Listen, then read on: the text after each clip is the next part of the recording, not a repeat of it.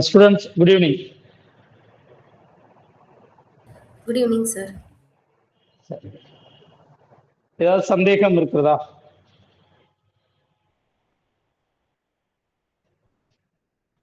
Good evening. ஏதாவது doubt இருக்கான்னு கேட்டேன்.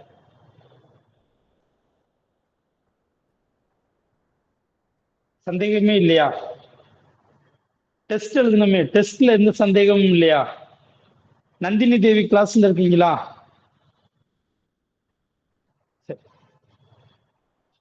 நான் அவங்க தான் டவுட் கேட்டிருந்தாங்க. சரி, அவங்க வரட்டும், வந்ததுமே பார்த்துக்கலாம். சரி, பாருங்க, இன்றைய வகுப்புல நம்ம பார்க்கக்கூடியது இந்திய அரசியலமைப்பினுடைய அடுத்த ஒரு முக்கியமான டாபிக். ஸோ இது வரைக்கும் பார்த்தீங்கன்னாக்க ஒரு 75ல இருந்து ஒரு 80% சிலபஸ் நம்ம பாலிட்டியில முடிச்சிட்டோம். ஸோ இன்னைக்கு தான் ஃபர்ஸ்ட் கிளாஸ் அட்டன் பண்றவங்க கவலைப்பட வேண்டாம். ஜஸ்ட் இன்னையில இருந்து பாருங்க. அடுத்து எக்கனாமிக்ஸ் கிளாஸ்ல இருந்து உங்களுடைய ஃபர்ஸ்ட் கிளாஸா வச்சுக்கலாம்.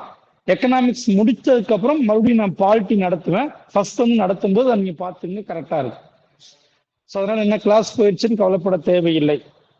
அதே மாதிரி தற்போது தமிழ்நாட்டுல டிஎன்பிசி சார்ந்து நடந்த முக்கிய நிகழ்வு என்ன?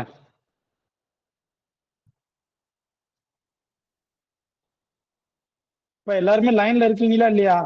இப்படியே அமைதியா இருந்தீங்கன்னாக்க கிளாஸை கேன்சல் பண்ணிட்டு நான் பாட்டுக்கு போயிடுவேன். எனக்கு ஏகப்பட்ட வேலை இருக்கிறது.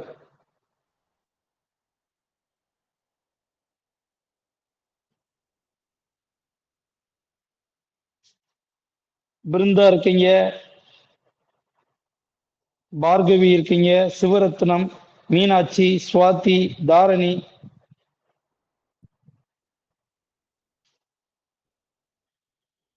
லைன்ல இருக்கீங்களா இல்லையா? நான் பேசுறது கேக்குதா இல்லையா? கேக்குதுங்க சார். கேக்குதுன்னா கேள்விக்கு பதிலே வரலையே, அப்புறம் எதுக்கு இந்த கிளாஸ் நடத்திக்கிட்டு? பேசாம நீங்க அனுப்பின ஃபீஸை திருப்பி அனுப்பிச்சிடுறேன். நீங்க பாட்டுக்கு அமைதியா வீட்டுல உட்காந்து படிங்க, நான் பாட்டுக்கு என்னுடைய வேலையை பார்ப்பேன் இல்லையா?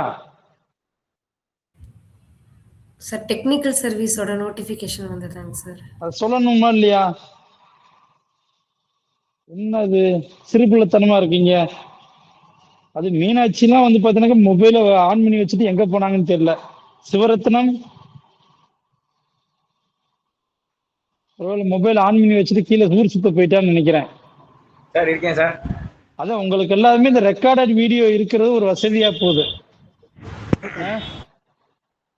சரி, பாருங்க, லாஸ்ட் இயர் சொன்ன ஆனுவல் பிளான் படி மே 20 ஃபர்ஸ்ட் நோட்டிபிகேஷன் டெக்னிக்கல் சர்வீஸ் வரும்ன்றது கடந்த ஆட்சியிலேயும், அதாவது டிஎம்கே ஆட்சியிலே அறிவிக்கப்பட்ட அறிவிப்பு.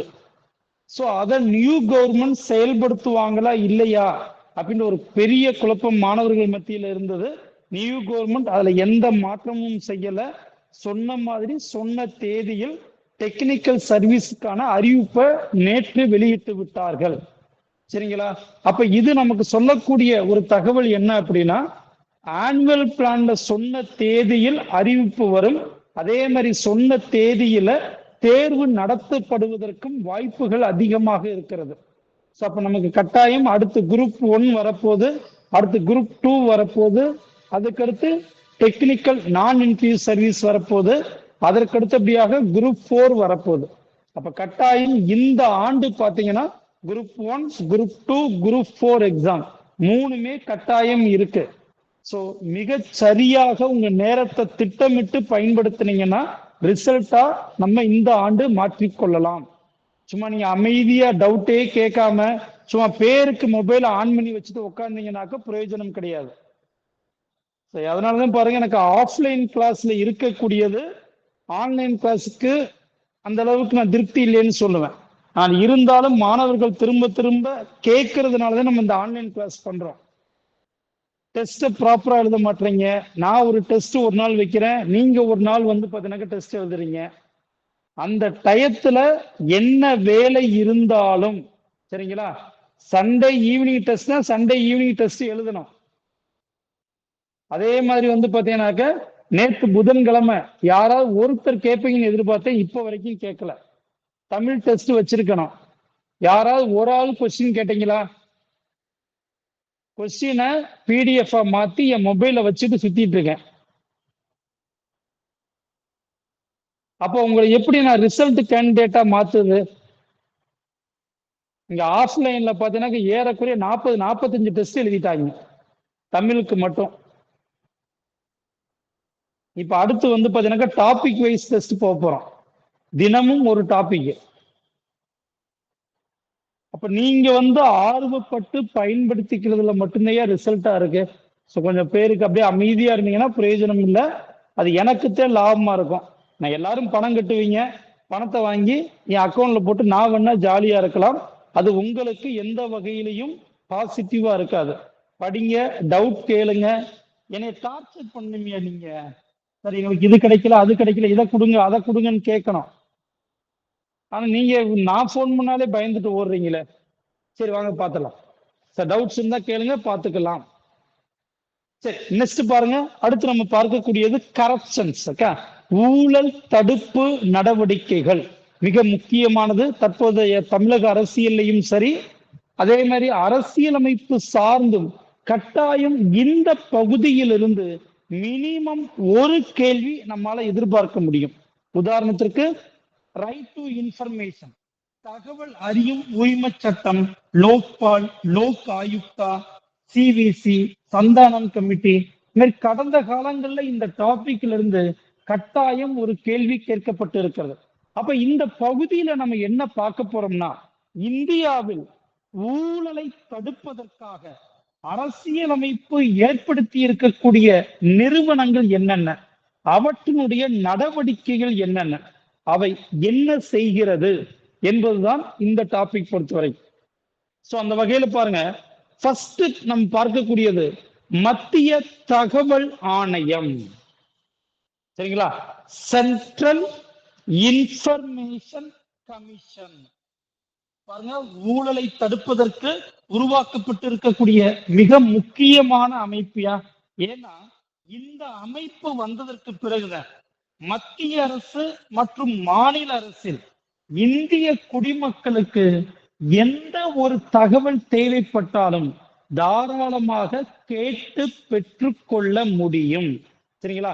அப்ப நிர்வாகத்துறையிலேயோ சட்டத்துறையிலேயோ என்ன நடந்து கொண்டிருக்கிறது, சரியாக நடக்குதா இல்லையா என்பதை மக்கள் புரிந்து கொள்வதற்காக, தகவலை பெறுவதற்காக இந்த அமைப்பு ஏற்படுத்தப்பட்டு இருக்கிறது. கவனமா பாருங்க. அப்ப மத்திய தகவல் ஆணையம் தகவல் உரிமை சட்டம் 2005 விதிகளின் கீழ் 2005ஆம் ஆண்டு உருவாக்கப்பட்டது. அப்ப கவனமா பார்க்கணும், இது சட்டத்தின்படி உருவாக்கப்பட்டது. So this is a statutory body. அப்ப என்ன அர்த்தம்? கான்ஸ்டிடியூஷனல் பாடி இல்லை. மிக முக்கியமானதுயா. நம்ம ஏற்கனவே பேசியிருக்கோம், அரசியலமைப்பில் சொல்லப்பட்டிருந்து அதுக்கு ஆர்டிக்கல் இருந்தா கான்ஸ்டிடியூஷனல் பாடி. பாராளுமன்ற சட்டம் மாநில சட்டமன்றத்தின் சட்டத்தின்படி உருவாக்கப்பட்டால் அது ஸ்டாச்சுட்டரி பாடி. அப்ப ரைட் டு இன்ஃபர்மேஷன் தகவல் ஆணையம் என்பது சட்டபூர்வமான அமைப்பு, மறந்துடக்கூடாது. கான்ஸ்டிடியூஷன் பாடி இல்லை. அடுத்து பாருங்க, இதனுடைய அமைப்பு பாருங்க. இது ஒரு தலைமை தகவல் ஆணையரையும் சென்ட்ரல் இன்ஃபர்மேஷன் கமிஷனர் அண்ட் 10க்கும் மிகாத, சரிங்களா? அப்ப மேக்சிமம் 10 மெம்பர்ஸ் இன்ஃபர்மேஷன் கமிஷனர்ஸ், தகவல் ஆணையர்களையும் இது கொண்டிருக்கும். அப்ப ஒரு தலைவர் மற்றும் 10ற்கு அதிகப்படி இல்லாத 10க்கும் குறைவான உறுப்பினர்களை கொண்டிருக்கிறது. பாருங்க, இது ஆரம்பத்தில் அமைக்கப்பட்ட போது ஒரு தலைவர் மற்றும் 5 உறுப்பினர்களை கொண்டிருந்தது. 2019ஆம் ஆண்டு உறுப்பினர் பாருங்க, தகவல் ஆணையர் தவிர 6 தகவல் ஆணையர்கள் உள்ளார்கள். அதாவது பாருங்க, மேக்சிமம் 10 இருக்கணும். 2019ஆம் ஆண்டு வரைக்கும் 1+5 இருந்தது. இப்ப 2019 இருந்து 1+6 இருக்கு. சரிங்களா? மறந்துடக்கூடாது. அடுத்து பாருங்க, தலைவர் மற்றும் உறுப்பினர்கள், அதாவது தலைமை தகவல் ஆணையர் மற்றும் தகவல் ஆணையர்கள், பிரதமர், மக்களவையில் எதிர்க்கட்சி தலைவர், லோக்சபா ஆப்போசிஷன் லீடர், பிரதமரால் பரிந்துரைக்கக்கூடிய ஒரு கேபினெட் அமைச்சர். இந்த 3 பேர் கொண்ட குழு பரிந்துரையின் அடிப்படையில் தகவல் ஆணையர்களை குடியரசுத் தலைவர் நியமிக்கிறார். மறந்துடக்கூடாது. அப்ப பார்க்கணும், பிரதமர், லோக்சபாவுடைய எதிர்க்கட்சி தலைவர், பிரதமரால் நியமிக்கக்கூடிய ஒரு கேபினெட் அமைச்சர். இந்த 3 பேர் கொண்ட அமைப்பு பரிந்துரையின்படி குடியரசுத் தலைவரால் தகவல் ஆணையர்கள் நியமிக்கப்படுகிறார்கள். மறந்துடக்கூடாது. அடுத்து பாருங்க, இதனுடைய பதவிக்காலம் மற்றும் பணி நிபந்தனைகள் பாருங்க. தகவல் ஆணையர்கள் 3 ஆண்டுகள் அல்லது 65 வயது வரை, 3 years, 3 ஆண்டுகள் அல்லது 65 வயது வரை பதவியில் இருக்கிறார்கள். சரிங்களா? அதே மாதிரி பாருங்க, பதவி காலத்தில் ராஜினாமா கடிதத்தை, ரெசிக்னேஷன் லெட்டரை பிரசிடென்ட்க்கு தான் அனுப்பணும். அதே நேரத்தில் இவர்கள் தவறான நடத்தையின் காரணமாக குடியரசுத் தலைவரால் பதவி நீக்கம் செய்யப்படுகிறார்கள். ஆனா பாருங்க, குடியரசுத் தலைவர் பதவி நீக்கம் செய்வதற்கு முன்பு உச்ச நீதிமன்றத்தின் விசாரணைக்கு அனுப்ப வேண்டும். அப்ப என்ன அர்த்தம்? தகவல் ஆணையர்களை உச்ச நீதிமன்றத்தின் விசாரணை அறிக்கை அடிப்படையில் குடியரசுத் தலைவர் பதவி நீக்கம் செய்கிறார். மறந்துடக்கூடாது. சரிங்களா? அதுக்கடுத்து பாருங்க, தகவல் ஆணையர்களுடைய சம்பளம், படிகள், பிற பணி நிபந்தனைகள் எல்லாத்தையுமே மத்திய அரசு தீர்மானிக்கிறது. பிரசிடென்ட் கிடையாது. வித்தியாசம் பார்க்கணும். அப்ப தகவல் ஆணையர்கள், information commissioners appointed by president. அதே நேரத்தில் salaries and allowances fixed by central government. மறந்துடக்கூடாது. appointed, removed by president, salary and allowances, other privileges fixed by central government. மறந்துடக்கூடாது. சரிங்களா? சரி, இப்ப அடுத்து வாங்க. இப்படி வேலைகள் பெருசாலாம் கிடையாதுயா. வேலைகள் பொறுத்த வரைக்கும் இந்தியாவுடைய அனைத்து அலுவலகங்களிலும் தகவல் வழங்குவதற்காக ஒரு தகவல் அதிகாரி இருப்பார். ஒருவேளை 30 நாட்களுக்குள் அவர் தகவலை குடிமக்களுக்கு வழங்கவில்லை என்றால் நீங்கள் இந்த ஆணையத்தில் முறையீடு செய்யலாம். அப்ப விசாரித்து தகவல் தராத அதிகாரிக்கு தண்டனை வழங்கக்கூடிய அமைப்பாக இது செயல்படுகிறது. அவ்வளவுதான். அடுத்து பாருங்க, இந்தியாவுடைய முதல் தகவல் ஆணையர், மறந்துடக்கூடாது, கேள்வி வந்திருக்கு, வஜாஹத் ஹபீபுல்லா கேள்வி வந்திருக்கிறது. தற்போது பாருங்க, ராஜ்குமார் கோயல் டிசம்பர் 15, 2025 தகவல் ஆணைய தலைமை பொறுப்பில் இருக்கக்கூடியவர் ராஜ்குமார் கோயல். மறந்துட வேண்டாம். முடிஞ்சா அவ்வளவுதான். சோ இந்த இடைப்பட்டதெல்லாம் படிக்கணுமான்னு தெரியல. வேணா இந்த பிராக்கெட்ல கொடுத்துருக்கீங்க பாருங்க, முதல் பெண் தகவல் ஆணையர். முக்கியமான விஷயத்தை மட்டும் வேணா பார்த்து வச்சுக்கோங்க. ஆனா ஃபர்ஸ்ட் அண்ட் லாஸ்ட் கட்டாயம் படிக்கணும். புரிஞ்சா? இப்ப மனப்பாடம் பண்ணிடலாமா?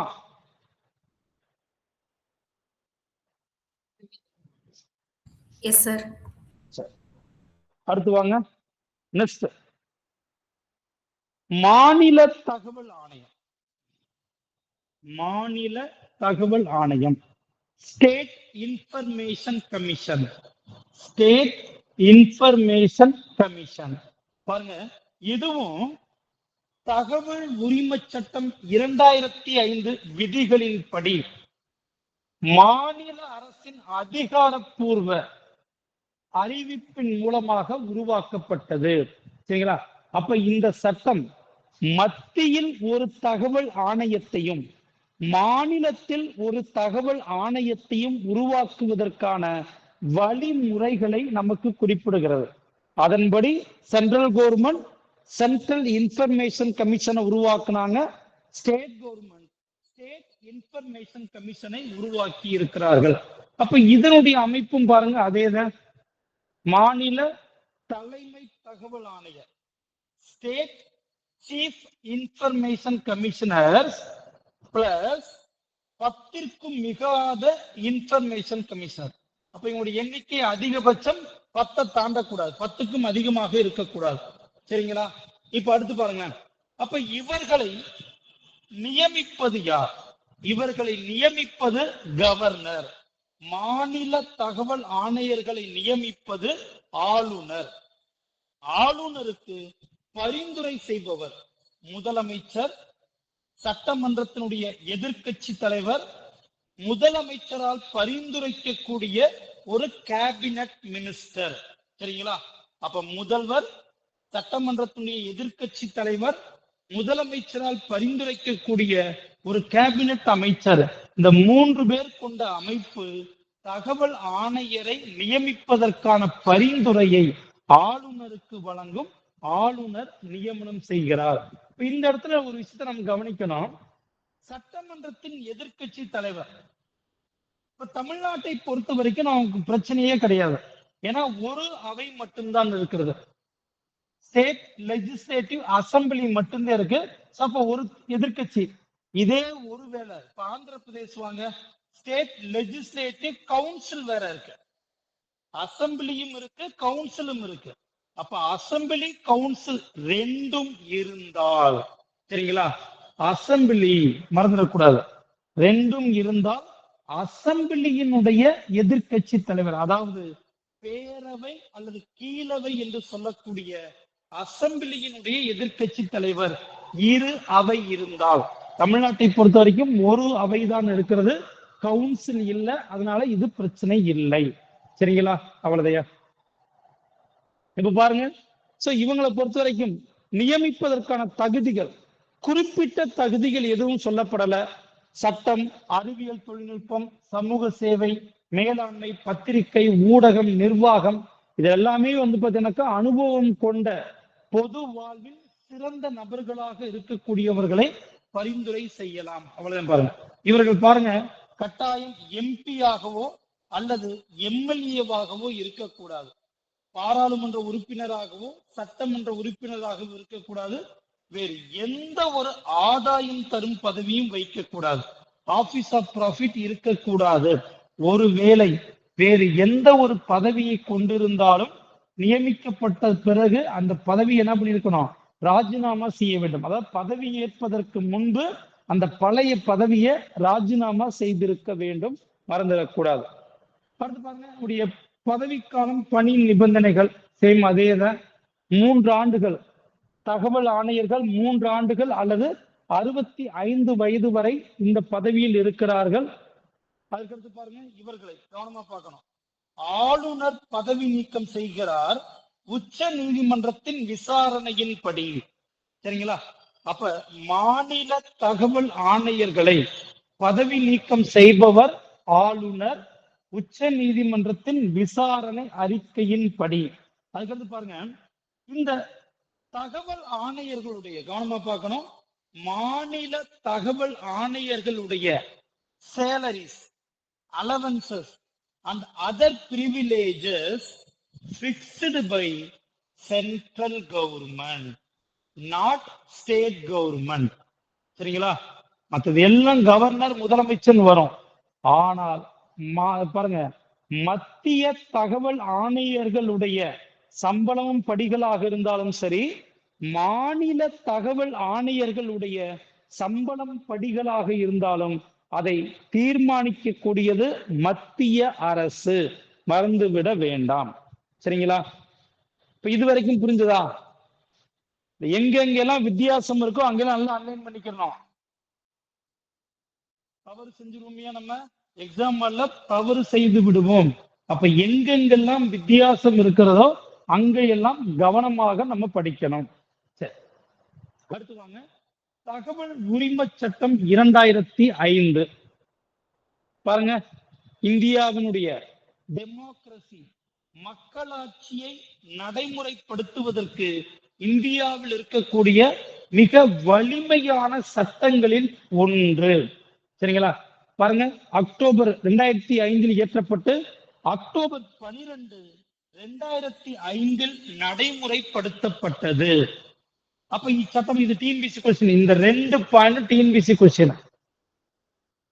அப்ப இந்த இன்ஃபர்மேஷன் ஆக்ட் எந்த சட்டங்களுக்கு மாற்றாக பதிலாக உருவாக்கப்பட்டது? பாருங்க, தகவல் சுதந்திர சட்டம் 2002, அதிகாரப்பூர்வ ரகசியங்கள் சட்டம் 1923. இந்த 2 சட்டங்களுக்கும் மாற்றாக உருவாக்கப்பட்டது. மறந்துடக்கூடாது. ஏன்னா இந்த சட்டம் பாருங்க, அதிகாரப்பூர்வ ரகசியங்கள் சட்டம், இந்த அபிஷியல் சீக்ரெட் ஆக்ட் 1923. அப்ப இந்த சட்டத்தின்படி அரசாங்கம் தன்னுடைய ரகசியங்களை பாதுகாக்கும், பொதுமக்களுக்கு தெரியப்படுத்தாது. ஆனால் இந்த 2005 சட்டம் வந்ததற்கு பிறகு இந்த சட்டத்தை ரத்து செய்து விட்டார்கள். இது ஏற்கனவே டிஎன்பிசில கேட்டாச்சியா? தகவல் உரிமை சட்டம், இன்ஃபர்மேஷன் ஆக்ட், எந்த 2 சட்டங்களுக்கு மாற்றாக உருவாக்கப்பட்டது? ஏற்கனவே கேள்வி வந்து விட்டது. சோ கவனமாக படித்துக் கொள்ளுங்கள். இங்க பாருங்க, இந்த சட்டத்தின்படி இந்தியாவில் இருக்கக்கூடிய எந்த ஒரு குடிமகனும் அரசு நிறுவனங்களில் தேவையான தகவல்களை பெற்றுக் கொள்ளலாம். பாருங்க, அரசு நிறுவனங்கள்ல மட்டும்தான். நீங்க பாட்டுக்கு தனியார் அமைப்புகள்ல போய் தகவல்களை கேட்க கூடாது. தகவல் கேட்டா 30 நாட்களுக்குள் தகவல்கள் வழங்கப்படும். சரிங்களா? தகவல்களை வழங்க தவறினால் அதிகாரியிடமிருந்து கட்டணமாக ஒரு குறிப்பிட்ட தொகை, தகவலை வழங்காததற்கு அதுக்கு ஃபைன் போடுவாங்க. சரிங்களா? அதே மாதிரி கல்வி அறிவற்றவர்களாக இருந்தால், அந்த ஃபார்மை ஃபில் பண்ணவே தெரியாம இருந்தா, அந்த அலுவலகத்தில் இருக்கக்கூடிய பொது தகவல் அலுவலர் அவருக்கு உதவி செய்ய வேண்டும். அனைத்து அரசு அலுவலகங்கள், பஞ்சாயத்து, நகராட்சி, மாநகராட்சி, ஊராட்சி, எல்லா துறைகளுடைய தகவலையும் பெற்றுக் கொள்ளலாம். சரிங்களா? இங்க பாருங்களேன், எக்ஸம்ஷன். அப்ப இந்த சட்டத்தின்படி யாருடைய, எந்த அமைப்புகளுடைய தகவலை பெற முடியாது? எல்லை பாதுகாப்பு படை, பார்டர் செக்யூரிட்டி போர்ஸ், அதுக்கு பாருங்க மத்திய ரிசர்வ் போலீஸ் படை, காவல் படை, புலனாய்வு பணியகம் ஐபி, ரா, நாட்டின் பாதுகாப்பு மற்றும் புலனாய்வு அமைப்புகள் இச்சட்டத்திலிருந்து விலக்களிக்கப்பட்டுள்ளது. BSF, CRPF, IB, intelligence bureau, பாதுகாப்பு புலனாய்வு சொல்லணும் இல்லையா? இங்க 2 இருக்கு, ஐபி, ரா. இந்த அமைப்புகளுடைய தகவலையும் பெற முடியாது. ஐபினா என்ன? Intelligence bureau.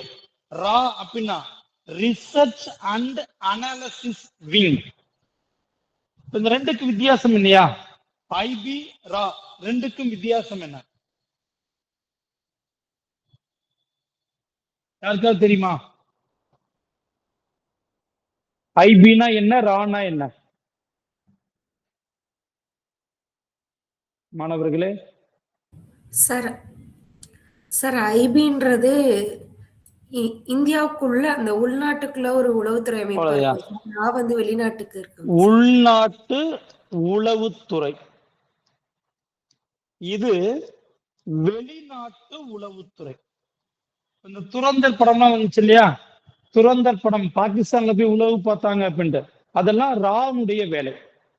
அப்ப இந்தியாவிற்குள் அன்யூனிஃபார்ம்டு சர்வீஸ் அவங்க இருப்பாங்க. இந்தியாவிற்குள் அனைத்து இடங்கள்லயுமே, சரிங்களா, டீக்கர்ல வேலை பார்க்கலாம், ஆட்டோ ஓட்டலாம், சரிங்களா, பஸ் டிரைவரா இருக்கலாம், கண்டக்டரா இருக்கலாம், யாரா வேணாலும் இருக்கலாம். மக்களோடு மக்களாக இருப்பார்கள். இந்தியாவுடைய பாதுகாப்பு சம்பந்தமான அனைத்து ரகசியங்களையும் இவர்கள் திரட்டுவார்கள். இவங்க இந்தியாவிற்காக வெளிநாட்டுல என்ன பண்ணுவாங்க? ரகசிய பாதுகாப்பு பணியில் ஈடுபட்டு இருப்பார்கள். அப்ப இந்த அமைப்புகளுடைய தகவலையும் நீங்கள் பெற முடியாது. மறந்துடக்கூடாது. விண்ணப்பத்துல பாருங்க, கையொப்பமிட்டு தெளிவான தகவல் இருக்கணும். அட்ரஸ் இல்லாம அனுப்பக்கூடாது. அதே மாதிரி தகவல் பெற்ற 30 நாட்களுக்குள் வரவில்லை என்றால் மேல்முறையீட்டிற்கு அனுப்ப முடியும். மேக்சிமம் 30 நாளைக்குள்ள உங்களுக்கான தகவல்களை வழங்க வேண்டும். அடுத்து வாங்க, amendment, right to information amendment act 2005ஆம் ஆண்டு சட்டம் 2019ஆம் ஆண்டு திருத்தப்பட்டது. அப்ப இந்த திருத்தத்தின் படி பாருங்களேன், பாருங்க, தலைமை தகவல் ஆணையர்கள் திருத்தத்தின்படி மத்திய அரசால் பரிந்துரைக்கப்பட்ட காலத்திற்கு பதவியில் இருப்பார்கள். சரிங்களா? இதற்கு முன்பு பாருங்க 5 ஆண்டுகள் 3 ஆண்டுகள் இருந்தது இல்லையா? இப்ப அது கிடையாது. 2019 அமெண்ட்மெண்ட் ஆக்ட் படி தகவல் ஆணையர்களுடைய இந்த பாருங்க, இதை கவனமா பார்க்கணும். 2019 ஆண்டு திருத்தத்தின்படி தகவல் ஆணையர்களுடைய பதவிக்காலம் என்பது மத்திய அரசால் பரிந்துரைக்கக்கூடிய காலம். அது 1 வருஷமா இருக்கலாம், 6 மாசமா இருக்கலாம், 5 வருஷமா இருக்கலாம், 10 ஆண்டுகளாக இருக்கலாம். புரிஞ்சா? அடுத்து பாருங்க, தலைமை தகவலினுடைய சம்பளம் படிகள் மத்திய அரசு தீர்மானிக்கிறது. தற்போது இதற்கு முன்பு இந்த திருத்தம் வருவதற்கு முன்பு சரிங்களா, படிகள் பாருங்க, சம்பளம் மற்றும் படிகள் தலைமை தேர்தல் ஆணையருக்கு நிகராக இருந்தது. அதாவது எலெக்ஷன் கமிஷனருக்கு ஈக்குவல் சேலரி முன்னாடி கொடுத்துக்கிட்டு இருந்தாங்க. ஆனா 2019 திருத்தத்தின்படி தகவல் ஆணையர்களுடைய சேலரி அண்ட் அலவன்சஸ் மத்திய அரசு சென்ட்ரல் கவர்மெண்டால் தீர்மானிக்கப்படுகிறது. அடுத்து இங்க வாங்க, அதே இங்கேயும் மாநில தகவல் ஆணையர்கள் பாருங்க, தற்போது மத்திய அரசு பரிந்துரைக்கக்கூடிய காலத்திற்கு பதவியில் இருப்பார்கள். இதற்கு முன்னாடி 5 ஆண்டுகள் இருந்தது. சரிங்களா? அடுத்து பாருங்க, சேலரி அண்ட் அலவன்சஸ் தற்போது திருத்தத்தின்படி மத்திய அரசு தீர்மானிக்கிறது.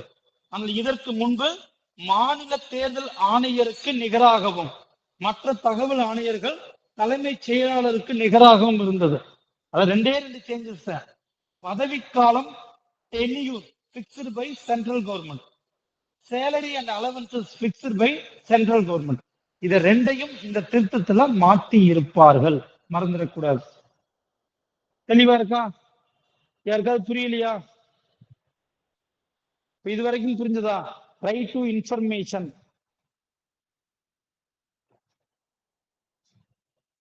புரியுதுங்க சார். அது பாருங்க, அடுத்து மிக முக்கியமானது, இந்தியாவில் ஊழலை தடுப்பதற்கு அடுத்து இருக்கக்கூடிய மிக முக்கிய அமைப்பு நாம் சென்ட்ரல் விஜிலன்ஸ் கமிஷன். மறந்துடக்கூடாதியா? சிவிசி. பாருங்களேன், மத்திய அரசின் ஊழலை தடுக்கக்கூடிய முதன்மை நிறுவனம். சென்ட்ரல் கவர்மெண்ட்ல கரப்ஷனுக்கு எதிராக இருக்கக்கூடிய ஒரே அமைப்புன்னு சொன்னா சிவிசி, மறந்துடக்கூடாது.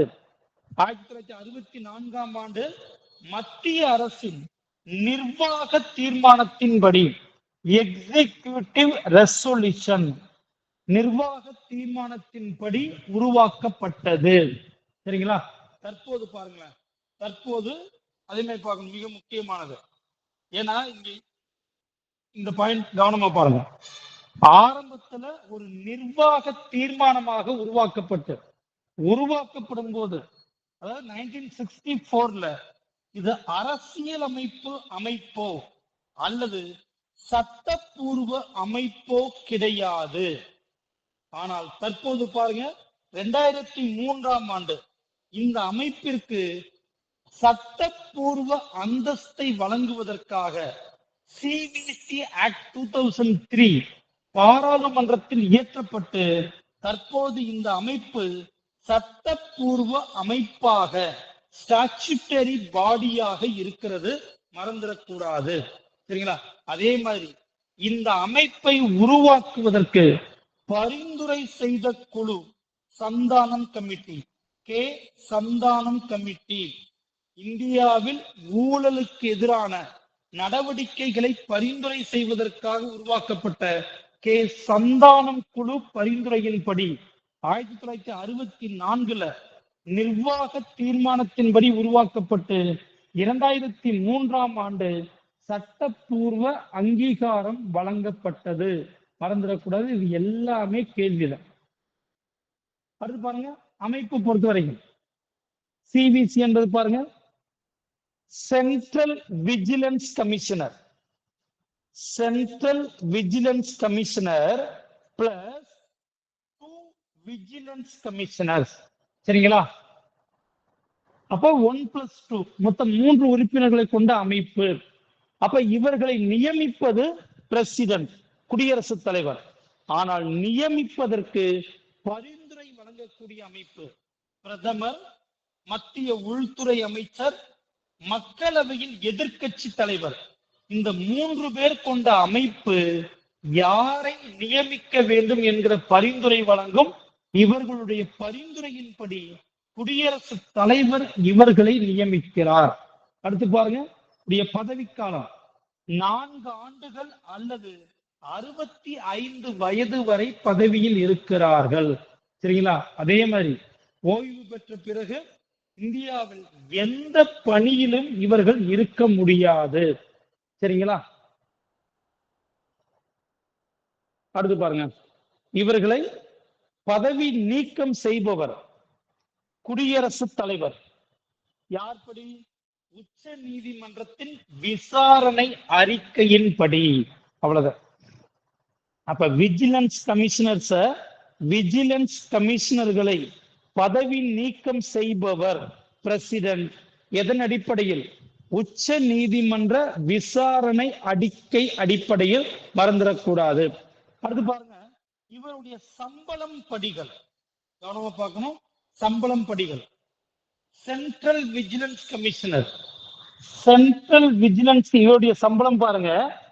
யூனியன் பப்ளிக் சர்வீஸ் கமிஷன், யூபிஎஸ்சியினுடைய தலைவருக்கு நிகராகவும், விஜிலன்ஸ் கமிஷனருடைய, சரிங்களா, மத்த 2 பேர் இருப்பான் பாருங்க, 2 விசி, இவருடைய சம்பளம் யூபிஎஸ்சி உறுப்பினர்களுக்கு நிகராகவும் நிர்ணயிக்கப்பட்டு இருக்கிறது. மறந்துடக்கூடாது. அடுத்த செயல்பாடுகள் பாருங்க, ரொம்ப சிம்பிள். மத்திய அரசினுடைய ஊழல் தடுப்பு சட்டம் 1988, ஊழல் தடுப்பு சட்டம் 1988 படி சென்ட்ரல் கவர்மெண்ட்ல பணியாற்றக்கூடிய அனைத்து அதிகாரிகளுக்கும் எதிரான ஊழல் வழக்குகளை விசாரித்து, சரிங்களா, பரிந்துரை வழங்கும். சரிங்களா? அறிக்கைகள் சமர்ப்பிக்கும். கவனமா பார்க்கணும். இது தண்டனை எல்லாம் வழங்காதியா. சென்ட்ரல் விஜிலன்ஸ் கமிஷன் அறிக்கை, யார் மேலேயாவது ஊழல் குற்றச்சாட்டு இருந்தால் அதை விசாரித்து அறிக்கை தான் வழங்கும். சரிங்களா? மறந்துடக்கூடாது. இந்த அமைப்பு தண்டனை வழங்காது. இந்த சட்டம் எல்லாமே முக்கியம், எதையும் ஸ்கிப் பண்ணிட வேண்டாம். சென்ட்ரல் விஜிலன்ஸ் கமிஷனர் பாருங்க, நீட்டூர் சீனிவாச ராவ், NS ராவ். மறந்துடக்கூடாது. தற்போது பாத்தீங்கன்னாக்க Praveen Kumar Srivastava, first and last கட்டாயம் பார்த்துக்கணும். இந்த அமைப்பு புரிஞ்சுதா? உங்களுக்கு எக்ஸாமுக்கு என்ன தேவையோ அதை தெளிவா கொடுத்திருக்கேன். குறிப்பாக டிஎன்பிசி எக்ஸாமுக்கு இத கரெக்டா நான் என்ன கொடுத்திருக்கனோ அதை தெளிவா மட்டும் மனப்பாடம் பண்ணிருங்க. அதை மீறி கேள்விகள் வெளியில் போகாது. 100% நீங்கள் நம்பலாம். அடுத்து பாருங்க, மத்திய புலனாய்வு பணியகம். என்னது? சிபிஐ. சிபிஐனா என்ன? சிபிஐக்கு ஃபுல் ஃபார்ம் தெரியுமா? Central Bureau of Investigation. Central Bureau of Investigation, CBI. சரி, சிபிஐ வேலை என்ன? சிபிஐ வேலை என்ன? யாருக்கா தெரியுமா?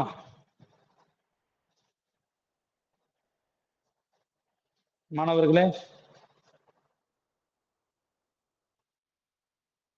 இல்லையா?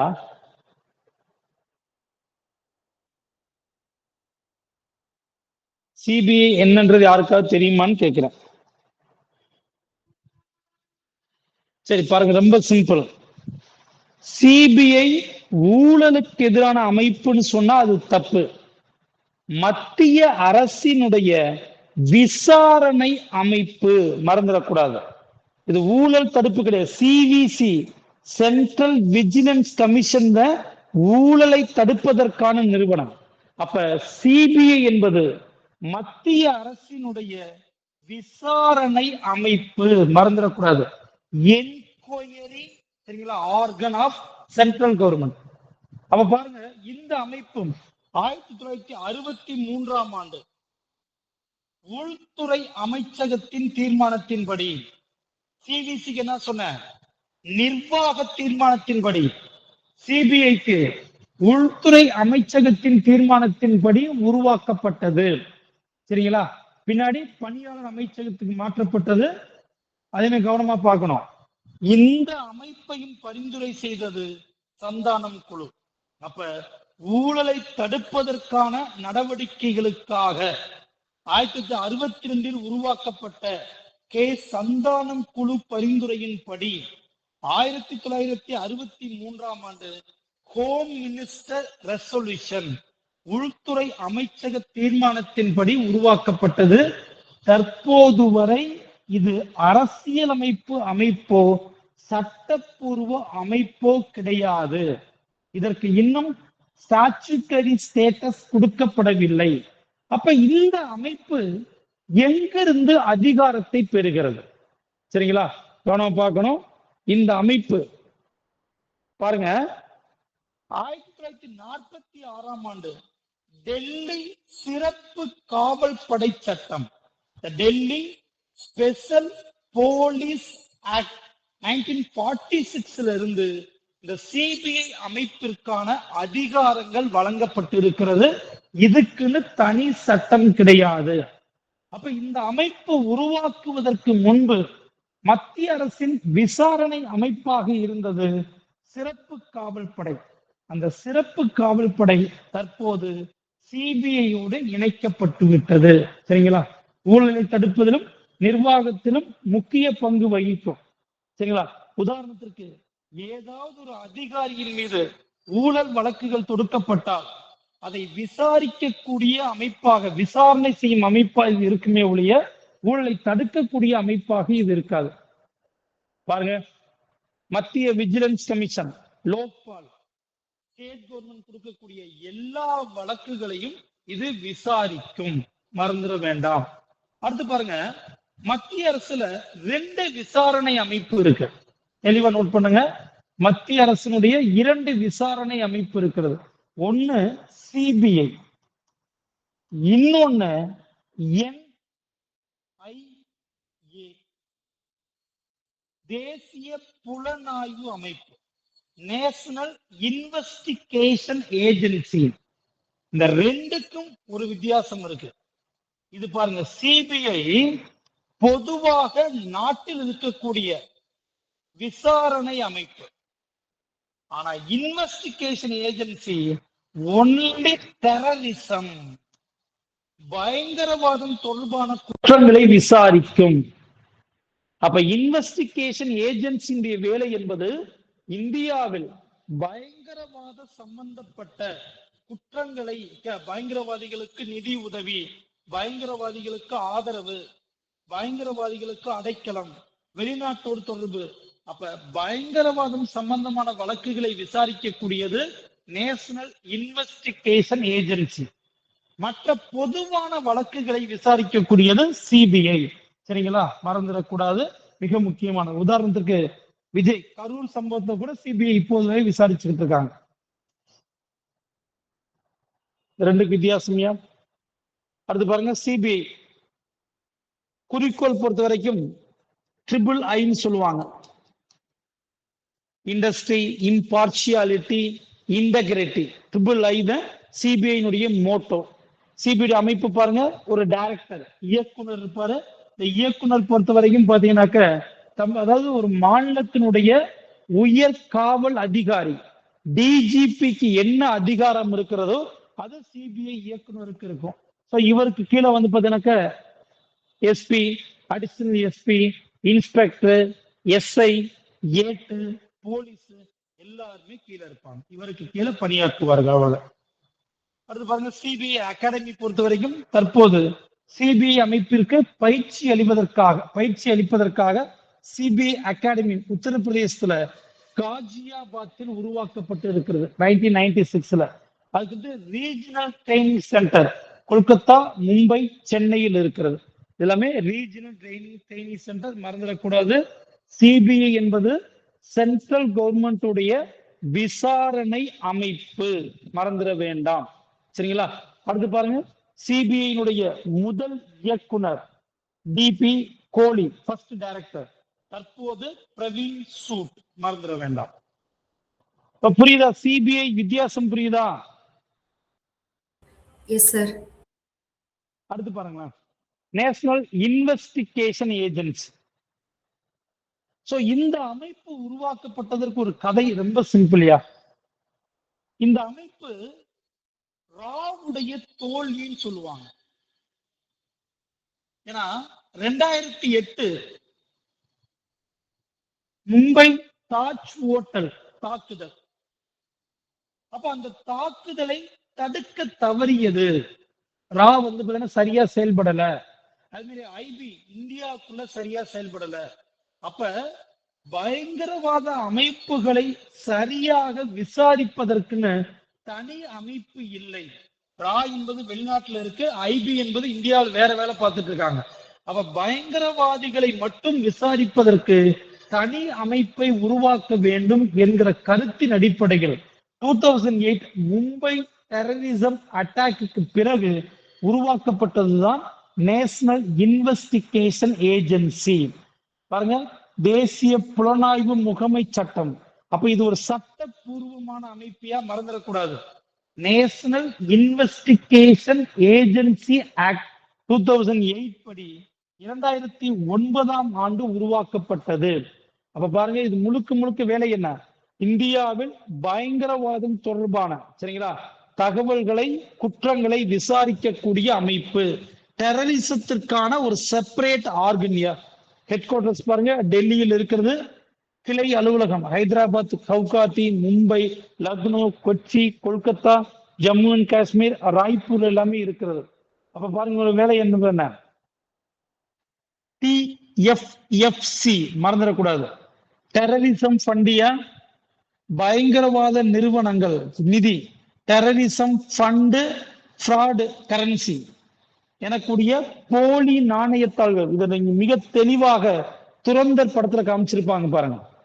அப்ப இந்தியாவுடைய பொருளாதாரத்தை சீர்குலைப்பதற்காக பாகிஸ்தான்ல இந்தியன் கரன்சியை பிரிண்ட் பண்ணி, பிளாக் மணியை பிரிண்ட் பண்ணி நேபாளத்தின் வழியாக இந்தியாவுக்குள்ள அனுப்புவாங்க. அப்ப பணப்புழக்கம் திடீர்னு அதிகமாகும் போது என்ன ஆகும்? மக்கள் எல்லாமே பொருள்களை கடைக்கு வாங்க வந்துருவாங்க.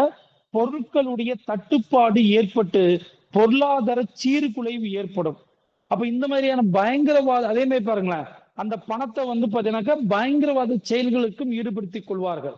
அப்ப இந்த மாதிரி பயங்கரவாதம் சம்பந்தப்பட்ட போலி நாணயங்கள், பிளாக் மணி போன்ற கரன்சி இல்லையா, இதையெல்லாம் தடுப்பதற்காக இந்த அமைப்பு இருக்கும்.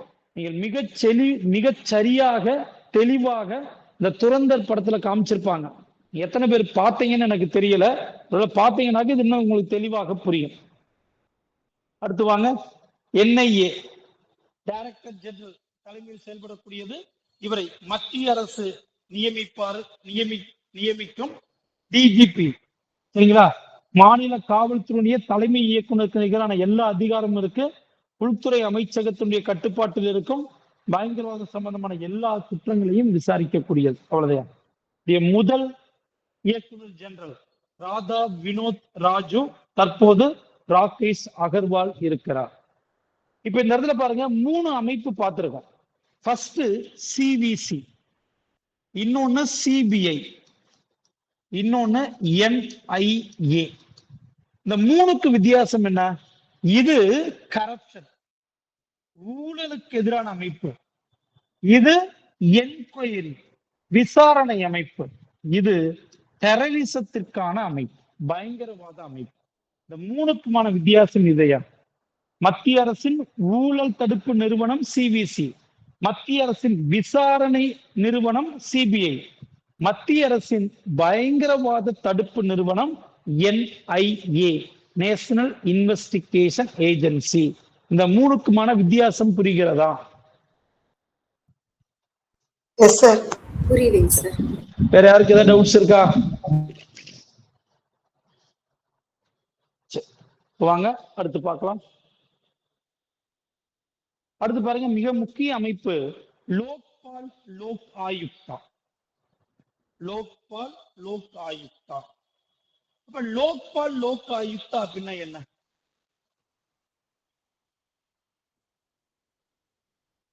லோக்பால் லோக் ஆயுக்தா. சரி, லோக்பால் அப்படின்னா என்ன?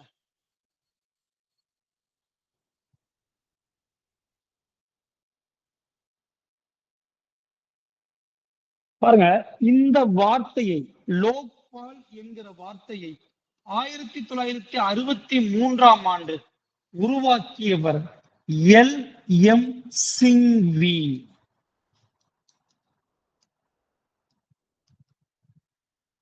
லோக் அப்படின்னா பீப்புள், பால் சரிங்களா, குறைகளை தீர்ப்பவர்னு அர்த்தம். the grievances redressal mechanism அர்த்தம், குறைகளை தீர்ப்பவர். அப்ப இந்த லோக்பால் என்கிற அமைப்பு மக்களுடைய குறைகளை சரி செய்யக்கூடிய அமைப்பு என்கிற பெயரில் முதலாக உருவானது. இந்த கான்செப்ட் முதல்ல உருவானது ஸ்காண்டினேவியன் கண்ட்ரீஸ், அதாவது நார்வே, ஸ்வீடன், டென்மார்க் இருக்கு இல்லையா, இங்கதான் இந்த அமைப்பு மக்களுடைய குறைகளை கேட்டு அந்த குறைகளை சரி செய்வதற்குன்னு சொல்லி ஒவ்வொரு அரசு அலுவலகத்திலும் ஒரு தனியாக ஒரு அதிகாரியை நியமிக்கக்கூடிய முறை முதலாக ஸ்காண்டினேவியன் கண்ட்ரீஸ்ல தான் உருவானது. அது என்ன பேர்ல? ஆம்புட்ஸ்மேன். சரிங்களா? அந்த ஆம்புட்ஸ்மேன் என்கிற வார்த்தைக்கு பதிலாக லோக்பால் என்கிற வார்த்தையை எல்.எம். சிங்வி 63ல உருவாக்குகிறார். சரிங்களா? அப்ப பாருங்க, இந்த அமைப்பு பொறுத்த வரைக்கும் ஊழல் சம்பந்தப்பட்ட அரசு அதிகாரி யாராக இருந்தாலும், அது முன்னாள் பிரதமராக இருந்தாலும் சரி, இந்நாள் பிரதமராக இருந்தாலும் சரி, அனைவரையும் விசாரிக்கக்கூடிய அதிகாரம் கொண்ட அமைப்பாக, த மோஸ்ட் பவர்ஃபுல் ஆர்கனாக இந்தியாவில் இந்த அமைப்பு உருவாக்கப்பட்டிருக்கிறது. இந்த அமைப்பு உருவாக்கப்படுவதற்கு பாருங்க, பல்வேறு தடைகளை தாண்டி ஏறக்குறைய பாத்தீங்க அப்படின்னா இந்த அமைப்பு பல ஆண்டு கனவுகள் அடிப்படையில் இந்த அமைப்பை உருவாக்குவதற்காக போராட்டம் நடத்திய ஒருவர் தான் தற்போது டெல்லியின் முதலமைச்சராகவே மாறிவிட்டார். லோக்பால் லோக் ஆயுக்த அமைப்பை உருவாக்க வேண்டும், ஊழலை தடுக்க வேண்டும் சொல்லி அண்ணா ஹசாரே உண்ணாவிரதம் இருந்தார். அதற்கு ஆதரவாக களத்தில் குதித்தவர் தான் அரவிந்த் கெஜ்ரிவால். அதன் அடிப்படையில் டெல்லியினுடைய முதலமைச்சராகவே மாறினார். சரிங்களா? அப்ப பல்வேறு போராட்டங்களுடைய எதிரொலியாகத்தான் இந்த அமைப்பு உருவாக்கப்பட்டிருக்கிறது. இந்தியாவில் ஊழலை தடுப்பதற்கான மிக முக்கிய நிறுவனம், மறந்துடக்கூடாது. சரி, அப்ப இந்த அமைப்பு பாருங்க, ஆம்புட்ஸ்மேன் என்கிற பெயரில் முதலில் 1809ஆம் ஆண்டு ஸ்வீடனில் உருவாக்கப்பட்டது. ஆம்புட்ஸ் என்ற ஸ்வீடன் சொல் பாருங்க, இதன் பொருள் மக்களுடைய ஒரு நபருடைய பிரதிநிதி அல்லது செய்தி தொடர்பாளர் அர்த்தம். சரிங்களா?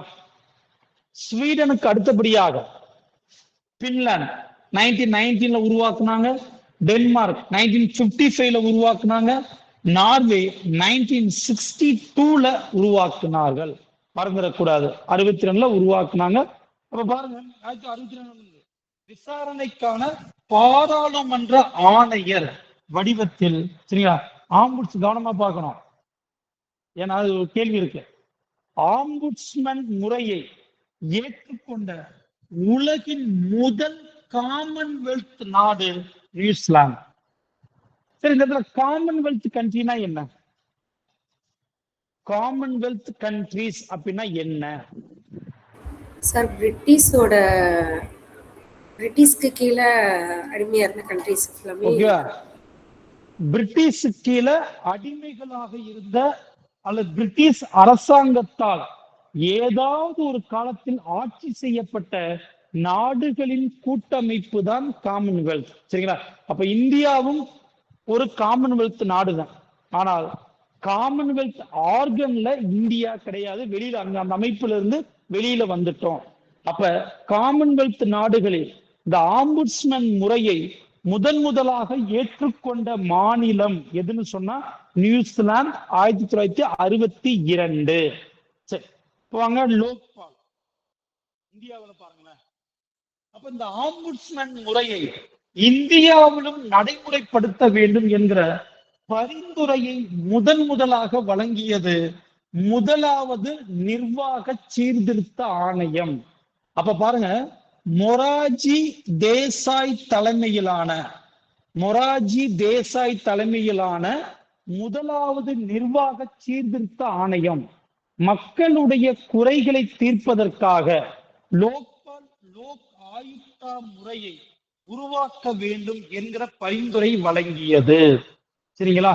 இப்ப பாருங்களேன், ஸ்காண்டினேவிய நாடுகளில் இருக்கக்கூடிய ஆம்புட்ஸ்மேன் முறைக்கும் நியூசிலாந்துல இருக்கக்கூடிய பாராளுமன்ற ஆணையர் என்கிற ஆம்புட்ஸ்மேன் முறைக்கும் ஒரு வித்தியாசம் இருக்கிறது. என்ன வித்தியாசம் பாருங்க, நியூசிலாந்தில் நீதித்துறை, சரிங்களா, லோக் ஆயுக்தாக்கு வெளியில இருக்கும். அதாவது நியூசிலாந்துல இருக்கக்கூடிய முறையைத்தான் தற்போது இந்தியா ஏற்றுக்கொண்டிருக்கிறது. நியூசிலாந்து எப்படி இருக்கு? லோக்பால் தனியா இருக்கும், தனி அமைப்பு, ஜுடிஷியரி தனி அமைப்பு. ஆனா இந்த ஸ்காண்டினேவியன் கண்ட்ரில நீதித்துறை ஆம்புட்ஸ்மேன் வரம்பிற்குள் உள்ளது. சரிங்களா? அப்ப ஆம்புட்ஸ்மேன் எல்லைக்குள்ள நீதித்துறையும் வைத்திருக்கிறார்கள். அப்ப என்ன அர்த்தம்? ஒரு நீதிபதி தவறு செய்தால் கூட ஆம்புட்ஸ்மேன் விசாரணை நடத்தும் ஸ்காண்டினேவியன் கண்ட்ரீஸ்ல, அதாவது ஸ்வீடன்ல. நியூசிலாந்தை பொறுத்த வரைக்கும் லோக் ஆயுக்த தனி அமைப்பாகவும் நீதித்துறை தனி அமைப்பாகவும் இருக்கிறது. அப்ப நியூசிலாந்து முறையைத்தான் முதலாவது நிர்வாக சீர்திருத்த ஆணையம் பரிந்துரை செய்தது. அதைத்தான் இந்திய அரசும் ஏற்றுக்கொண்டது. சரிங்களா? அப்ப இந்த லோக்பாலை உருவாக்குவதற்காக பாருங்களேன், எத்தனை முறை சட்டம் இயற்றிருக்காங்க பாருங்க. அப்ப பாராளுமன்றத்தில் முதலாக இந்த மசோதாவை அறிமுகப்படுத்தியவர் 68 இந்திரா காந்தி, தோல்வி. 71 அகைன் இந்திரா காந்தி, தோல்வி. 77 மொரார்ஜி தேசாய், தோல்வி. 85 ராஜீவ் காந்தி, தோல்வி. 89 விபி சிங், தோல்வி. 96 தேவி கவுடா, தோல்வி. 98 வாஜ்பாய், தோல்வி. 2001 அகைன் வாஜ்பாய் பில் பாஸ் ஆகல, தோல்வி அடைகிறது. 2011 மன்மோகன் சிங், மீண்டும் மசோதா தோல்வி அடைகிறது. இறுதியாக டிசம்பர் 2011 மன்மோகன் சிங் தலைமையிலான மத்திய அரசு இந்த மசோதாவை மீண்டும் அறிமுகப்படுத்தி பாராளுமன்றத்தில் இரு அவைகளிலும் நிறைவேற்றப்பட்டு குடியரசுத் தலைவர் ஒப்புதலோடு லோக் ஆயுக்தா சட்டமாக, சரிங்களா, இந்தியாவில் நடைமுறைப்படுத்தப்பட்டது. பாருங்க, பாராளுமன்றத்தால் நிறைவேற்றப்பட்டது. இந்த மசோதாவிற்கு ஜனவரி 1, 2014 குடியரசுத் தலைவர் ஒப்புதலை வழங்கினார். குடியரசுத் தலைவர் ஒப்புதலோடு இச்சட்டம் நடைமுறைக்கு வந்தது ஜனவரி 16, 2014. அப்ப லோக் ஆயுக்தா சட்டம், சரிங்களா, எப்பொழுது நடைமுறைக்கு வந்தது என்றால் ஜனவரி 16, 2014. மறந்துடக்கூடாது. அடுத்த 2016 ஒரு திருத்தம் மட்டும் பண்ணியிருக்காங்க, அவ்வளவு. முக்கிய அம்சம் பாருங்க, ஒண்ணுமே கிடையாதுயா. மத்திய அரசு இருக்குல்ல, அப்ப லோக்பால் என்பது மத்திய அளவில் ஊழலை விசாரிக்கக்கூடிய அமைப்பு. லோக் ஆயுக்தா என்பது மாநில அளவில் விசாரணை செய்யக்கூடிய அமைப்பு. லோக்பால்ல பாருங்க, பிரதமர், அமைச்சர், பாராளுமன்ற எல்லாருமே வருவாங்க. யாரையுமே அனைத்து மத்திய அரசினுடைய அனைத்து ஊழியர்களையும் இது விசாரிக்கும். குடியரசுத் தலைவர் கிடையாது. இந்த அமைப்புல லோக்பால் வரம்பிற்கு பிரசிடென்ட் மட்டும் வரமாட்டாங்க. தெளிவாக நோட் பண்ணணும். அடுத்து பாருங்க, லோக்பால் ஒரு தலைவர் மற்றும் 8 உறுப்பினர்களை கொண்டது. இதுல 50% உறுப்பினர்கள் நீதித்துறையை சார்ந்தவர்களாக இருக்க வேண்டும். 50% schedule cost, schedule try, OBC, minorities இருக்கணும். சரிங்களா?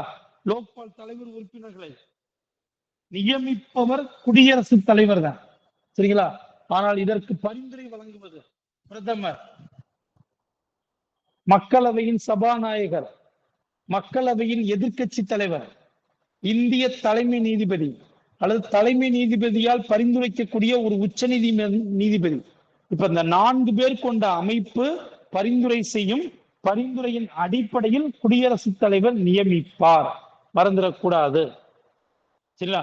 அதற்கு முன்பு பார்த்தீங்கன்னா ஒரு தேடல் குழு வேற இருக்குமையா, அந்த தேடல் குழு பாருங்க 50% உறுப்பினர்கள் எஸ்சி எஸ்டி ஓபிசி மைனாரிட்டிஸ் பெண்களை சார்ந்தவர்களாக இருக்க வேண்டும். எது அப்படியோ லோக்பால் அமைப்புல 50% பேர், அப்ப என்ன அர்த்தம்? முழுமையாக ஓசி அப்படின்னு சொல்லக்கூடிய பிராமணர்கள் மட்டும் இருக்கக்கூடிய அமைப்பாக இது இருக்கக்கூடாது. சரிங்களா? அடுத்து பாருங்க, இந்த அமைப்பு பிரதமர் உட்பட எல்லாரையும் விசாரிக்கணும்னு சொல்லிட்டோம் இல்லையா? அதே மாதிரி பாருங்க, ஆண்டிற்கு 10 லட்சத்திற்கும் மேலாக வெளிநாட்டில் இருந்து நன்கொடை பெறும் நிறுவனங்களையும், சரிங்களா, நன்கொடை பெறக்கூடிய நிறுவனங்களையும் இந்த அமைப்பு விசாரிக்கும். சரிங்களா?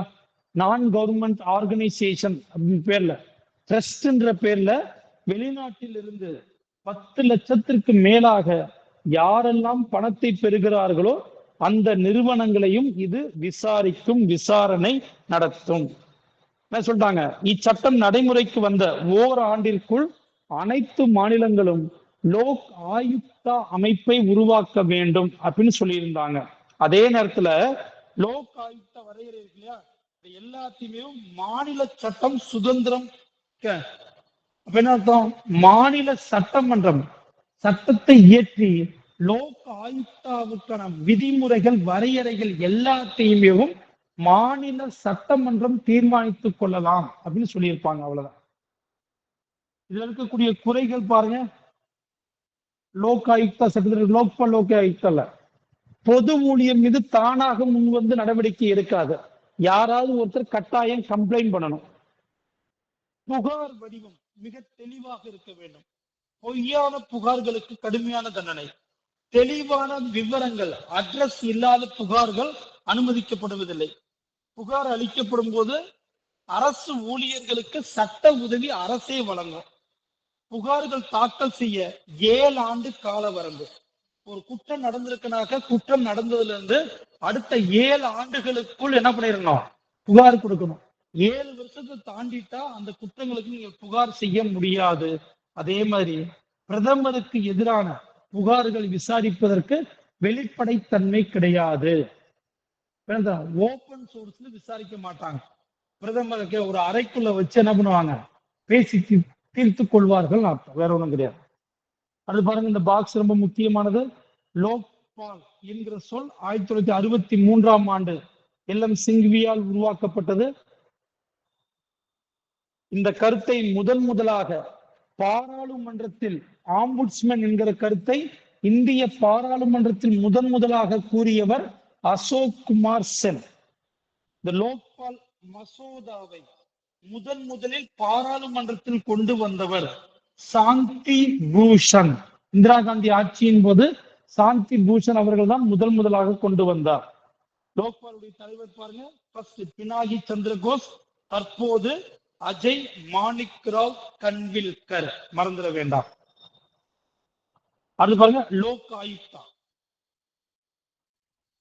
லோக் ஆயுக்தா பொறுத்தவரைக்கும் பாருங்க, 2013ஆம் ஆண்டு சட்டம் இயற்றப்படுவதற்கு முன்பே பல மாநிலங்கள் லோக் ஆயுக்தா அமைப்பை மாநிலத்தில் அரசு அதிகாரிகளை விசாரிக்கக்கூடிய அமைப்பாக லோக் ஆயுக்தாவை பல மாநிலங்கள் ஏற்படுத்தியாச்சு.